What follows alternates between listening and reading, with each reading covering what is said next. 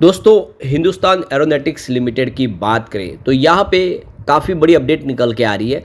Hindustan aeronautics limited dividend देने जा रहे हैं और आप देख सकते हो कि यहाँ पे डिविडेंड के लिए डेट भी आ चुकी है। लेकिन बहुत सारे शेयर होल्डर जिनकी भारी मात्रा में खरीदारी है, उनको अगर इनकम टैक्स में राहत चाहिए तो उनके लिए यहाँ पे कंपनी की तरफ से अब पूरी डिटेल जानकारी दी गई है कि कब तक उनको यहाँ पे कम अपनी तरफ से कार्रवाई करनी है।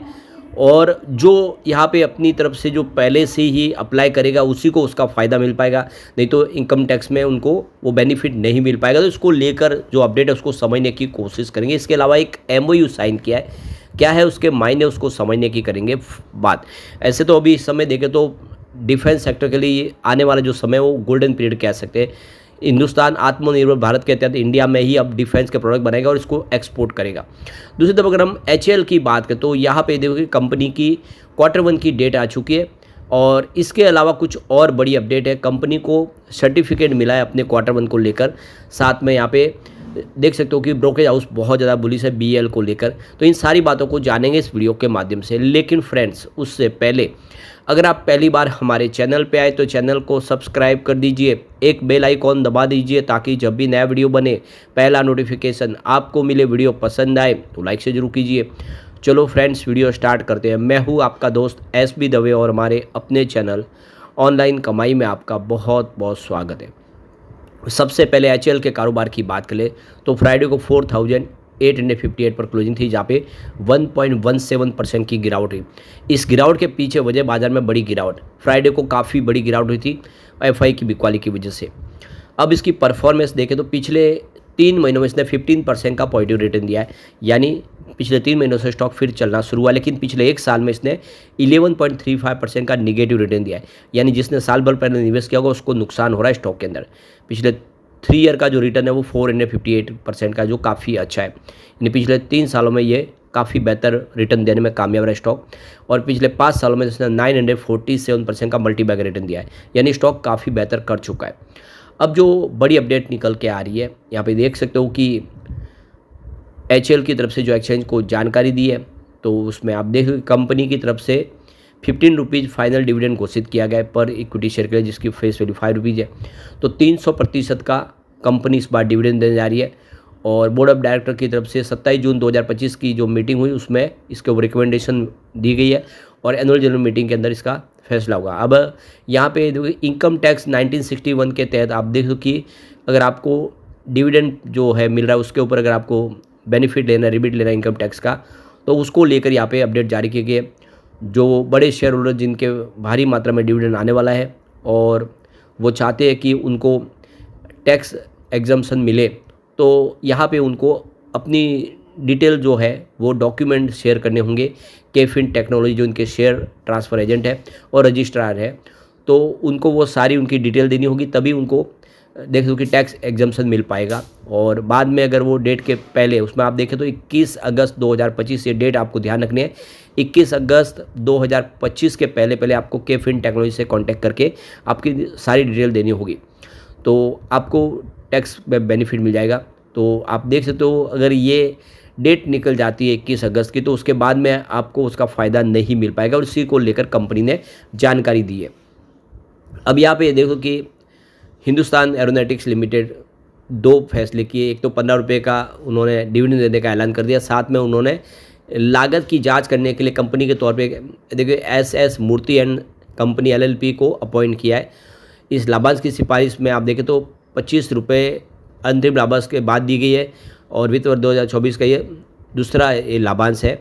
तो अब आप देख सकते हो कि इसके लिए रिकॉर्ड डेट फाइनल कर दी गई 21 अगस्त 2025। इस डेट के पहले पहले जिनके डीमैट अकाउंट में शेयर होंगे उन्हीं को निवेश में आप देखें तो डिविडेंड का फ़ायदा मिलेगा। इसमें सबसे बड़ा जो फ़ायदा सरकार को ही होगा। सरकार की हिस्सेदारी यहाँ पे 71.64% है, तो सरकार को करीब 718.6 करोड़ रुपीज़ का बेनिफिट होगा डिविडेंड के माध्यम से। तो यहाँ पे जांचकर्ता की अपॉइंटमेंट की गई है। तो 2025-26 के लिए देख सकते हो कि ये कंपनी के पहले कई सरकारी निजी कंपनियों के लिए ऑडिट का काम करती थी फर्म। तो देख सकते हो कि S Murthy and company LLP को यहाँ पे लागत जांचकर्ता के तौर पे अपॉइंट किया है। तो हिंदुस्तान एरोनॉटिक्स की ये जो घोषणा दिखाती है कि कंपनी पैसों का सही इस्तेमाल करती है, निवेशकों की भलाई का ध्यान रखती है, तो ये देख लो कि वो सारे पारदर्शी तरीके से काम हो रहा है, वो बहुत अच्छी गुड न्यूज़ है। तो कुल मिला के देख लो कि एचएल में आने वाले समय संभावना काफ़ी पॉजिटिव दिखाई दे रही है। अब यहाँ पे जून महीने में म्यूचुअल फंड ने भी जम के खरीदारी की है, बहुत अच्छी खरीदारी हुई है। करीब 80 म्यूचुअल फंड ने भारी निवेश किया है एचएल के अंदर। वैसे 70 म्यूचुअल फंड ऐसे भी है जिन्होंने बिकवाली की है, लेकिन जो पलड़ा भारी है वो खरीदारों का है, जो इशारा कर रहा है कि आने वाले समय एचएल कमाल कर सकता है। यहाँ पे एचएल ने एक कोलैबोरेशन किया है, तो आप देखें हिंदुस्तान एरोनॉटिक्स लिमिटेड ने यहाँ पे एक देख दो कि MOU साइन किया है, और ये किया है centre for nano and soft matter science के साथ में। और ये दोनों मिलके यहाँ पे देख लो कि एचएल एक एडवांस एकेडमिक इनिशिएशन सेंटर खोलेंगे, और इसके बारे में सोशल रिस्पॉन्सिबिलिटी को लेकर यहाँ पे ये एग्रीमेंट एक साइन किया गया है। तो कंपनी लगातार ऐसे ही बहुत सारे एग्रीमेंट करी है, जिससे आने वाले में बिजनेस को एक नई ऊंचाई पे लेके जा सके। तो बहुत अच्छी गुड न्यूज़ है। चलते हैं भारत इलेक्ट्रॉनिक्स की तरफ। 409 पर क्लोजिंग थी, जहाँ पे 1.09% की गिरावट यहाँ पर भी हुई, क्योंकि बाजार ने साथ नहीं दिया था। अब जो बड़ी अपडेट निकल के आ रही है, देख सकते हो कि यहाँ पे कंपनी ने अपने Q1 की तैयारी कर ली है, और यहाँ पे सेबी के रूल्स के तहत Q1 के पहले जो उनके शेयर ट्रांसफ़र एजेंट है उनके पास से सर्टिफिकेट लेना होता है। तो देख सकते हो कि इंटीग्रेटेड रजिस्ट्री मैनेजमेंट ये इनके शेयर ट्रांसफ़र एजेंट है, जिन्होंने इनको सर्टिफिकेट दे दिया है कि वो Q1 का जो भी कामकाज था वो कंप्लीट हो चुका है, और ऐसे में अब रिजल्ट लेके आया जा सकता है, कोई चिंता की बात नहीं है। तो देख सकते हो कि शेयर ट्रांसफ़र एजेंट ने को सर्टिफिकेट दे दिया है, और जैसे कि अब रिजल्ट की डेट भी आ चुकी है 28/7/2025 इसकी Q1 की रिजल्ट डेट है, यानी जल्दी हमारे सामने रिजल्ट होगा, और उम्मीद है कि इस बार रिजल्ट बेहतर होगा। वैसे कंपनी काफ़ी बेहतर कर रही है।